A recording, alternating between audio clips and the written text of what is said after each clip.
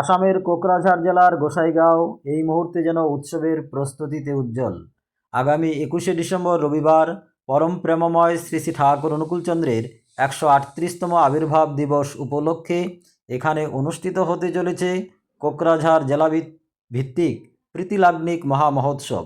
গোসাইগাঁও ভাওরাগুড়ি রোডের পাশে প্রায় 100 বিঘা বিস্তীর্ণ জমির উপর চলছে বর্ণাঢ্য আয়োজন। একাধিক আধুনিক প্যান্ডেল নির্মাণ করা হচ্ছে, যার মধ্যে অন্যতম সৎসঙ্গ মন্দিরের আদলে তৈরি প্রধান প্যান্ডেল। কাজ শেষ হলে মনে হবে এই জন্য একেবারে আসল কোনো সৎসঙ্গ মন্দির।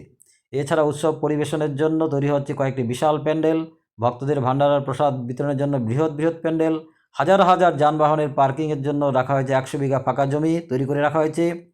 এই মহামহোৎসবে উপস্থিত থাকবেন বহু সরকারি উচ্চপদস্থ আধিকারিক, জনপ্রতিনিধি ও মন্ত্রীবর্গ। তাদের জন্য থাকছে বিশেষ আপ্যায়নের ব্যবস্থা। জেলা উৎসব হলেও গোটা আসাম এবং উত্তরবঙ্গের বিভিন্ন জেলা থেকে লক্ষ লক্ষ ভক্তের সমাবেশ ঘটবে বলেই আশা। এক কথায় এক ব্যাপক আয়োজন, চোখে না দেখলে এই মহিমা বোঝা অসম্ভব। 21শে ডিসেম্বর গোসাইগাঁয়ে আপনিও থাকুন প্রীতি